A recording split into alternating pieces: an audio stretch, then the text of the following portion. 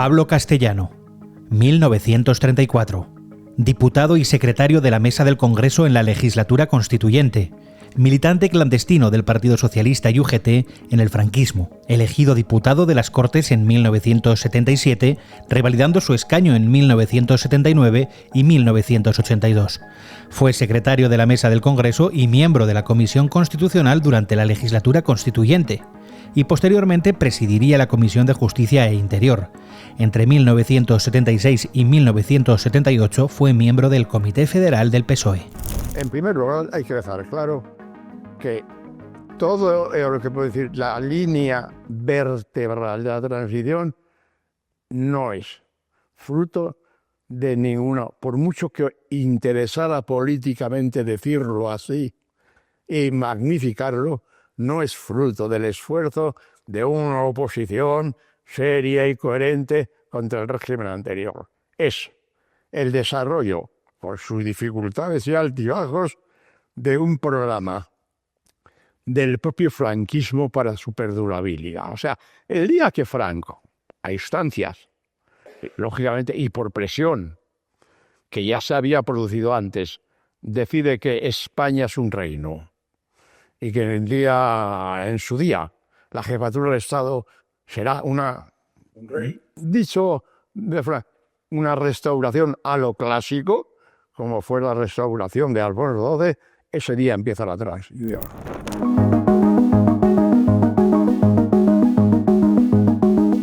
Felipe encontró, en cuanto llegó aquí, la aceptación y la puesta a su disposición de la agrupación socialista madrileña sin ninguna clase de reservas, empezando por mí. Eso es un invento. Es un invento para decir, venció. ¿Por qué Felipe tiene que presentar su exaltación al trono como venciendo sobre los demás? Una lucha descarnada por el poder no la hubo ni en Suresnes. Se ha escrito todo lo que quieran. Se han inventado ni Mújica, ni Redondo, ni yo. Aspirábamos a ser secretarios de nada, si es mentira. Mújica se había entregado de lleno al proyecto de Felipe. Nicolás, hombre, cuando yo hablo del pacto del Betis, se había puesto muy de acuerdo en que ese proyecto lo iba a dirigir desde el partido Felipe, pero desde el sindicato de Nicolás. Y yo aceptaba perfectamente estar en ese equipo. Ahora, estar con dignidad, no sobre la base de que se fueran, y con respaldo, de que se fueran dinamitando todos los fundamentos en los que tenías legitimidad para estar, y que al final fuera el dedo del número uno el que lo decidiera todo.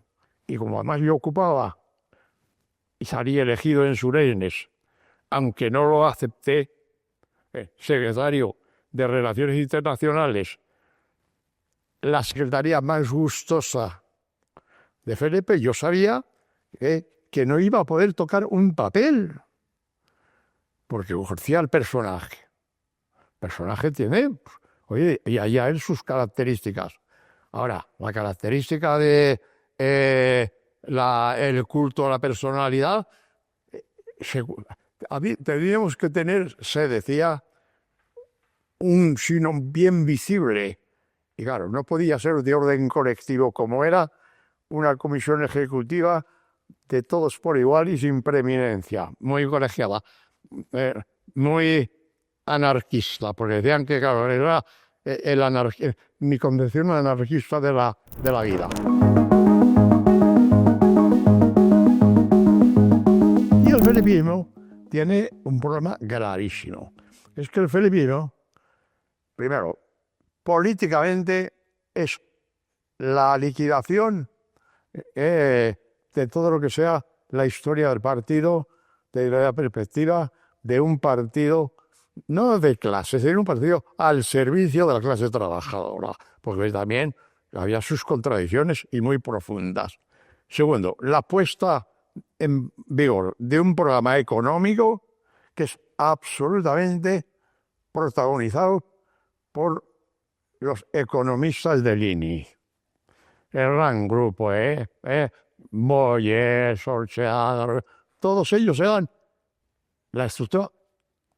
Si queremos decir que era tecnócrata, pues tecnócrata, pero de Lini. Y en cuanto llegan las políticas sociales, Paco le llega a decir un día Santés más a Felipe en un comité federal que la doctrina social de la Iglesia es el doble de avanzada de lo que le estaba proponiendo. En lo cual tenía absoluta razón.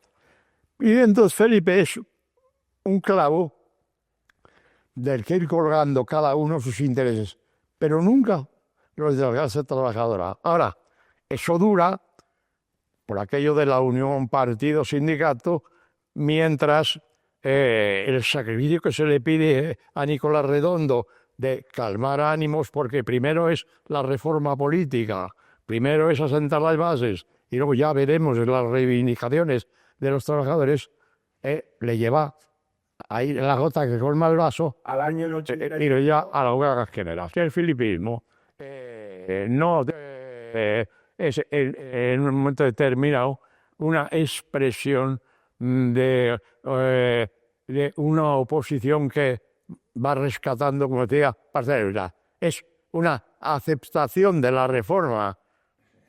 ¿Queremos llamarla de Suárez o queremos llamarla de verdad? Del régimen y de la monarquía. De la monarquía. Es mucho más, pero también gestiona la transición de una forma perfecta en beneficio, y es bueno, de que no hubiera enfrentamiento ni nada. Ahora, en cuanto una cosa es la salida de la dictadura y otra es la entrada de la democracia. En cuanto a salida de la dictadura, la transición política española se la puede calificar muy laudatoriamente. En cuanto a principio clave para entrar en la democracia, tiene un año de esperanza y de ilusión, desde que se aprueba la Constitución, hasta que llega al poder precisamente Felipe González. Felipe González y su equipo jurídico, fundamentalmente, además, lo siento, de la mano de Pérez de Barba, van vaciando sistemáticamente de contenido todas y cada una de las conquistas. Se hablaba de jurado. Cuando llega el momento en marcha, pues la ley de jurado es una ley que no merece el nombre de ley de jurado. Es para decir que hay jurado, no. Hay juicios por jurado, pero no hay el jurado. Se pone en marcha, sea de Fesio, que no viene el defensor del pueblo, que todo el mundo sabe que no sirve absolutamente para nada.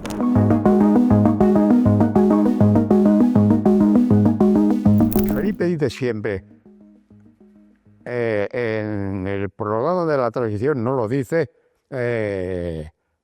hacer él, que en el programa de transición a él no se le ha legalizado al PSOE para tener una oposición socialdemócrata, se le ha legalizado para tener un partido socialdemócrata netamente dinástico, como es en Suecia o en Noruega, no voy a decir antirrepublicano, pero de contención republicana, y absolutamente respetuoso con la columna vertebral del Estado anterior en lo militar, en lo confesional y en lo económico.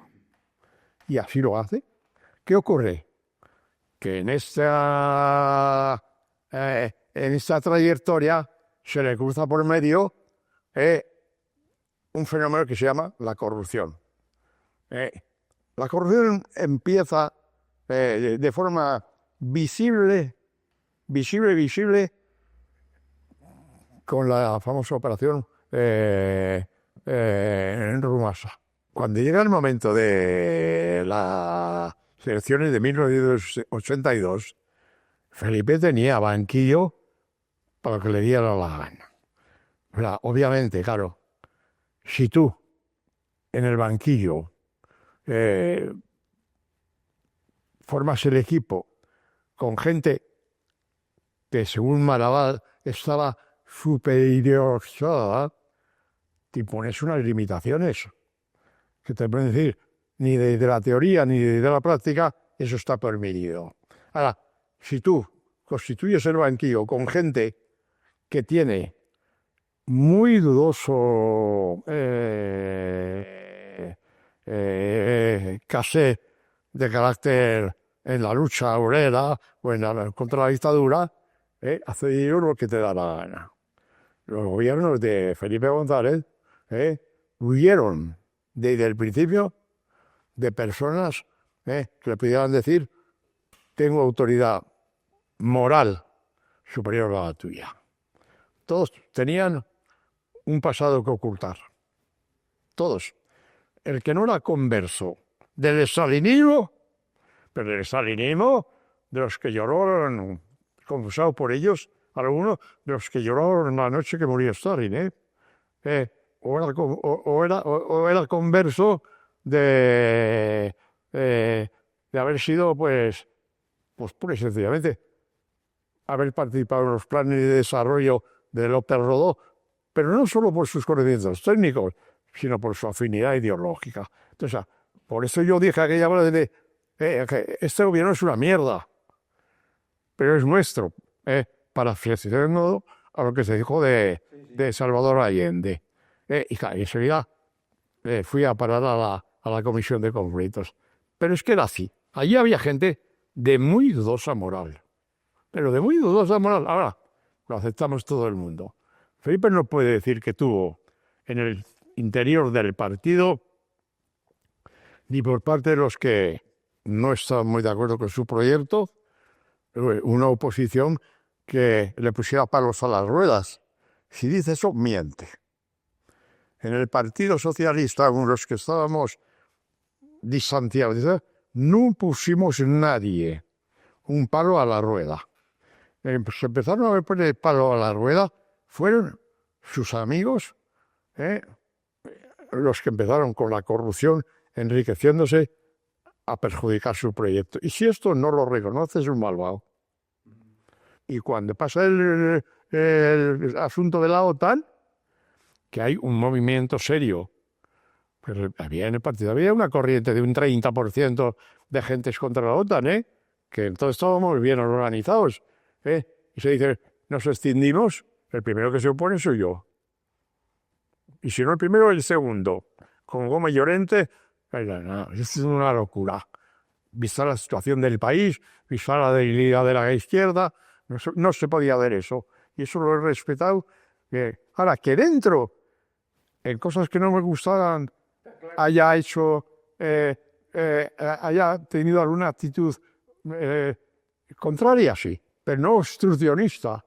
Porque yo era presidente de una agrupación en Cáceres, la agrupación socialista, y se cumplían a rajatabla las resoluciones del Congreso y las directrices del partido, claro. Ahora ellos necesitaban, porque bueno, ¿cómo tu contrario será tu complementario? Decía Machado. Ellos necesitaban alguien a quien vencer para alimentar su legitimidad. Pues allá ellos. Ahora, eso también tiene su atrapante. Yo estoy en la política y he salido de la política con los bolsillitos bien vacíos y el apellido limpio.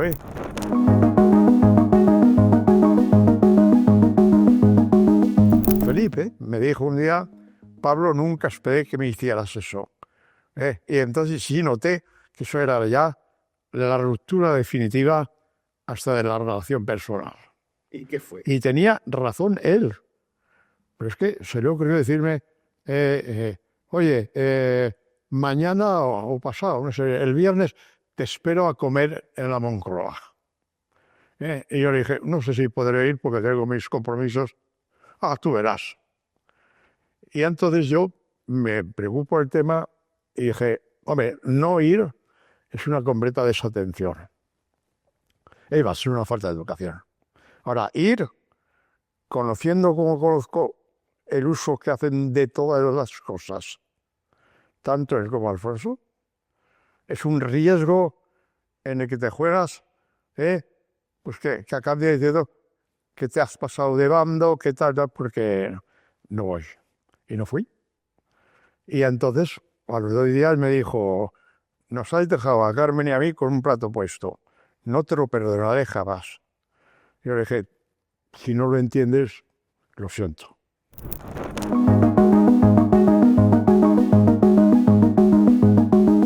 Y me hacen una auténtica jugada, pero dicen, bueno, como ese ya dice que no, para que no haga nada, hay que tenerlo ahí, hay que tenerlo dentro. Va a decir a tú que no, salvo que se lo pida alguien que tenga influencia sobre él, aunque sea de carácter más retórico. Y montan una jugada para que los de Cáceres, como yo utilizaba Herbás. para que los de Herbás y de Cáceres me ofrezcan el número 1 en por Cáceres. Claro, lógicamente, la primera intento, digo que no. No que saber nada y más, que yo sabía que en cuanto llegara me iban a calificar con mucha justeza de cunero. Por mucho que ellos me... Y allí renaciera, porque en Herbás es donde yo me curo la tuberculosis. De niño tuberculoso de la guerra, me lo curo en Herbás. Y vuelven a insistir. Y ya meten en el ajo a Luis Gómez Llorente. Ya es Luis. Porque, oye, Pablo, que... Y, bueno, como lo piden los de Cáceres, pues bueno, acepto. Armero, que tenía muy buena información de la embajada americana, me dice, según el estudio de encuesta de la embajada americana, en Cáceres no sale ni uno del PSOE. Yo, bueno, pues yo voy a aprovechar para hacer partido. Entonces, claro, hice una campaña en Cáceres que ríete tú de los... Yo lo sabía, los extremos de los extremos, ¿no? Y claro, de referencias a la guerra civil, con la bandera republicana, hasta el extremo de que cuando llegó Felipe a dar el mitin de la Plaza de Toros y ve que en vez del puño y la rosa está lo que llama la caja de herramientas, está la bandera republicana, está la figura de Largo Caballero y de Horacio Prieto y de Pablo Iglesias, le dice a Julio Feo, yo no doy este mitin. Y Julio Feo viene a decir, Pablo, que Felipe se va. Y yo, pues mira, chico, yo qué quieras que haga. Pero yo he hecho una campaña en que los que se aproximaban al PSOE es que estaban de verdad convencidos de que iba a haber otro 14 de abril en la Puerta del Sol. Bien. Y consigo, por 200 votos nos saca el segundo diputado. Inconcebible. ¿Verdad? Fue un triunfo, pero eso, o sea, ¿verdad? Y pasa el tiempo y un día descubro que los de Cáceres y los de Herbás ni sabían quién era yo. Había habido una embajada que había ido y les había convencido, porque ya tenían un candidato de número 1, que se llamaba Pablo Naranjo, que luego pasó a senador. Y les convencen de que les hacen un regalo, y que yo les hago un enorme favor prestando mi figura. Todo el montaje es falso. En Cáceres no tienen ni el menor interés ni sabían quién era el imbécil de Pablo Lasella, ¿no? Pero conoceréis también de lo que es la vanidad humana, Que sí, que sí. Me lo pintan como yendo y me dejo vencer por la tentación. Pero me llevaban para fracasar.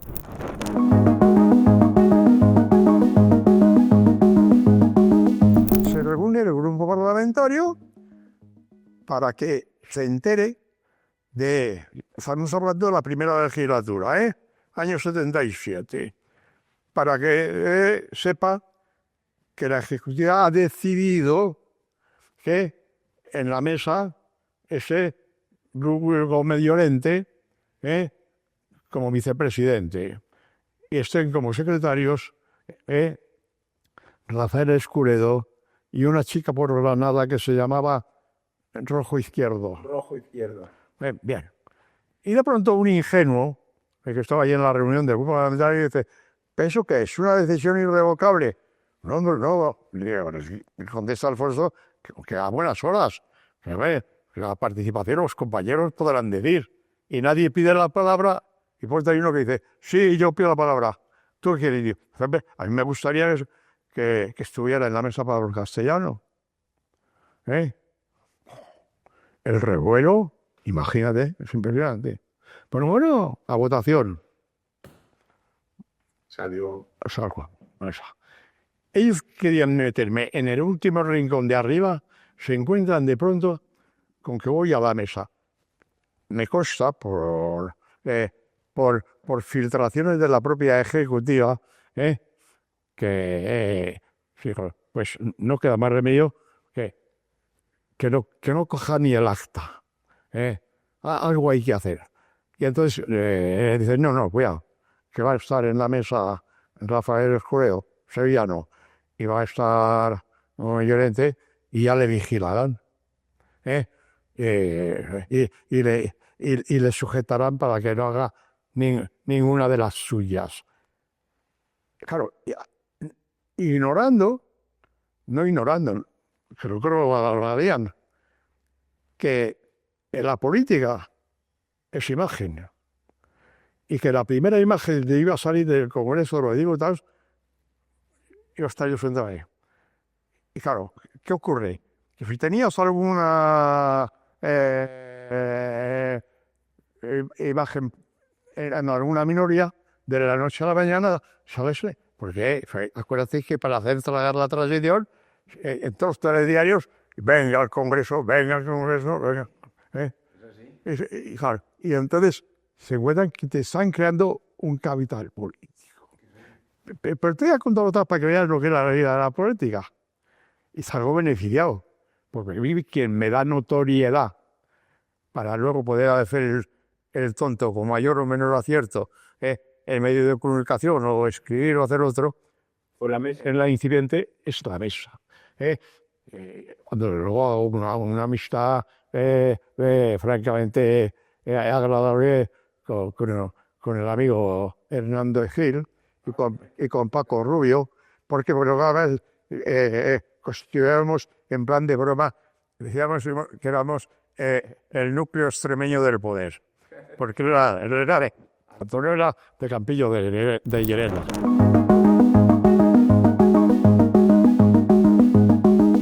Y cuando hablamos de la transición, ruptura, reforma, la reforma significa la aceptación de la ley de reforma política con algunos añadidos importantes y otros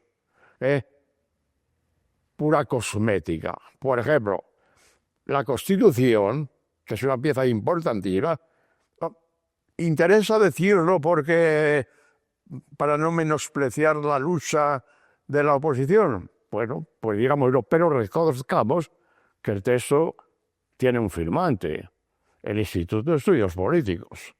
O sea que cuando llega en el momento de hacer una Constitución, hay un texto ya preparado que se llama Instituto de Estudios Políticos y un factotum detrás en cuanto a la letra que se llama Gabriel Cisneros.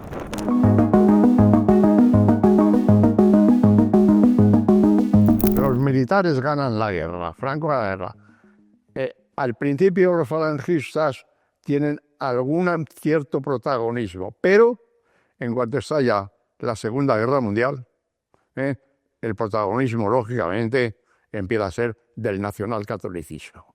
Empieza con Martín Artajo, y luego hay diferentes expresiones de la Iglesia Católica, de la sociedad católica, hacen que los últimos años del franquismo, estamos hablando de los años 70 a 75 son unos años en que era la época de Alfonso XIII. Ya estaba la sociedad española muy preparada para la restauración, que todo el mundo daba por seguro, aunque algunos, los que militábamos en lo que yo llamo, no partidos políticos, porque un partido político que no tiene parlamento no es partido político.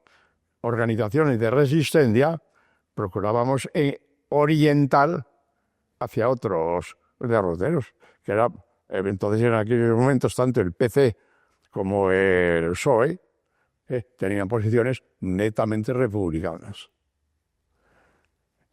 Es un hecho importantísimo la renuncia más bien, yo diría más bien el desprecio, porque no se quedó en nada respetuoso por lo que se ha ido. El desprecio a la fórmula republicana por pura conveniencia de los aparatos de los partidos, ha sido fundamental en la transición. La falta de respeto, el abandono de esa... Vamos, es que ha sido condición sine qua non para entrar a formar parte de lo que llamamos las fuerzas que han postulado la transición.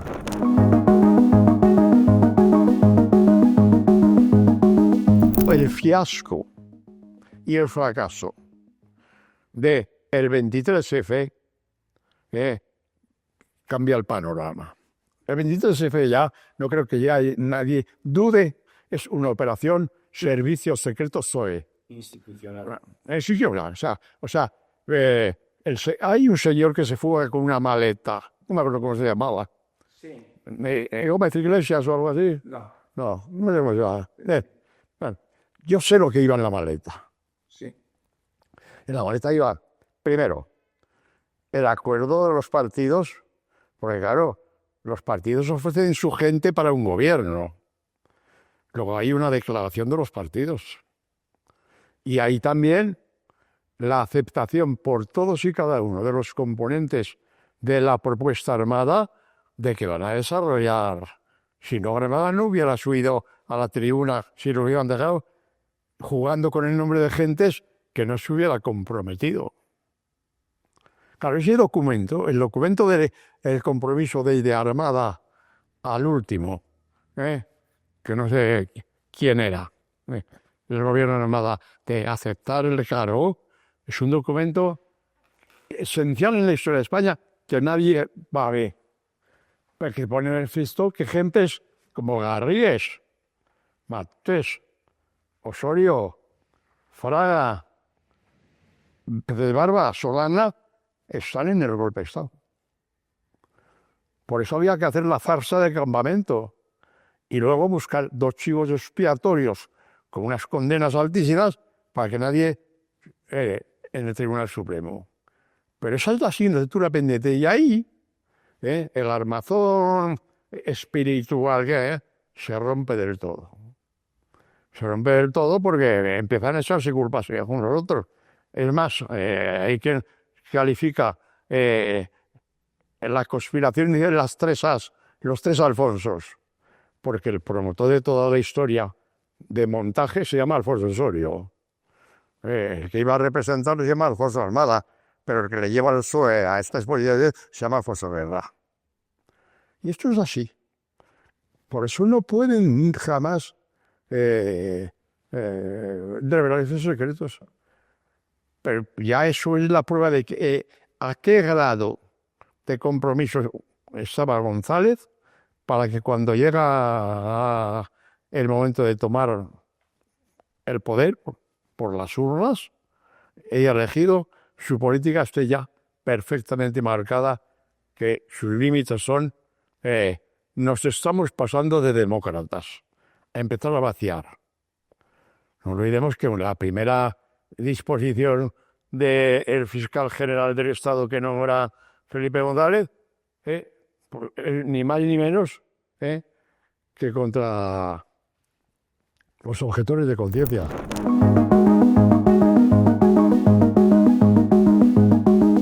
Lo que ocurre es que también la masonería europea es una masonería que en las actitudes prolaicas, que son América, no es extremosa.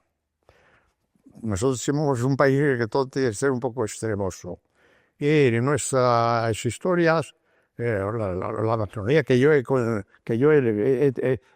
ido conociendo, ha habido momentos en que ha pasado de lo que es la defensa de los derechos humanos, del libre pensamiento, del mundo laico, a ser militante y belicosa con la Santa Sede. Una sociedad secreta. Claro. Eso, claro, esperemos que no se produzca. Pero era muy lógico que influyera las ideas librepensadoras, que encontraban mucha más homologación en los partidos obreros, en un partido obrero, en concreto en el PSOE, que en otros partidos. Porque eso era profundamente democrático. Y la masonería ha sido una fuerza que ha luchado seriamente por los sistemas liberales y democráticos.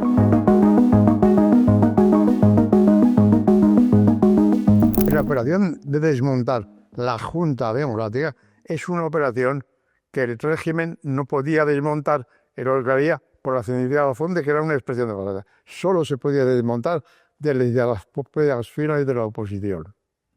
Y entonces se la declara como no representativa porque mezcla partidos y personalidades.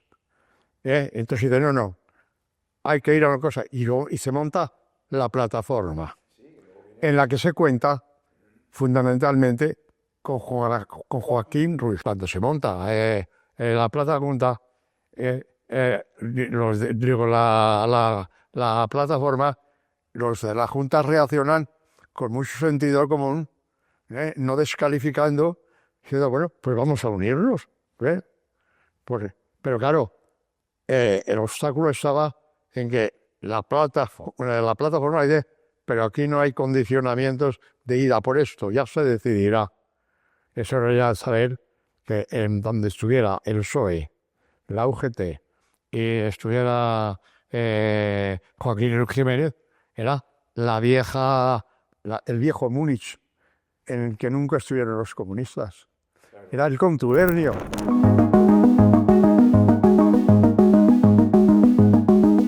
Yo mantengo la tesis de que las posibilidades de golpismo por parte del antiguo establishment eran cero. Igual que las posibilidades de la revolución sobre pretexto de la unidad. Eso, el país, nos guste a la izquierda o no nos guste, el franquismo sobre el país, tenía todo el aspecto negativo de la falta de libertad y la represión, y tenía todo el aspecto positivo de haber hecho de verdad que en el año 1977, para la mayoría de los españoles, la guerra civil era un apartado de los libros de historia que no influía intelectual, políticamente en nada, más que con un pequeño resquemor a lo que es una tragedia y dolor por el dolor que produjo. Por tanto, posibilidad de que los militares de verdad, no los falangistas que quedaban dentro del ejército, generalmente todos ellos alférezes provisionales, porque la falange aprovechó para colarse en el ejército el 18 de julio. Eso de la alférez de complemente empieza el 18 de julio. Antes no existía, eran militares profesionales. Y los militares profesionales en España han sido, la mayoría de las veces, han sido liberales y monárquicos. Hubo un conjunto de militares republicanos, teniendo en cuenta que al fin y al cabo Alfonso XIII se fue, no se derrocó la monarquía, se abandonó el poder, de militares republicanos que no estaban dispuestos, querían corregir excesos republicanos, pero no querían la guerra civil. Y por eso hay guerra civil cuando se divide el ejército. Cuando no se divide el ejército, nunca hay guerra civil.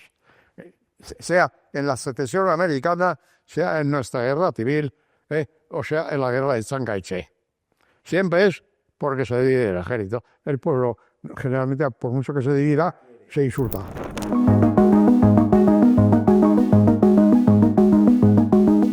En todo caso, si ha sido repugnante que todos los gobiernos, después de la época que llamamos transición y rebelión, hayan mentido al pueblo diciendo que no negociaban y todos hayan negociado. Es repugnante el engaño.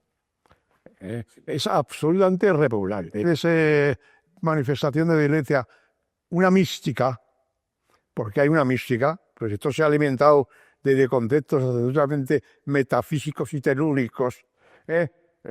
La patria vasca, la tierra prometida, la raza pura, Dios y leyes viejas. Esto está, esas cosas son muy difíciles de abandonar. Y bueno, han dejado. ¿Por qué? Porque las circunstancias no lo permiten. Ahora, no deben sacar ventaja política de ello, ninguna. Pero los que han negociado también tienen que decir, hemos mentido.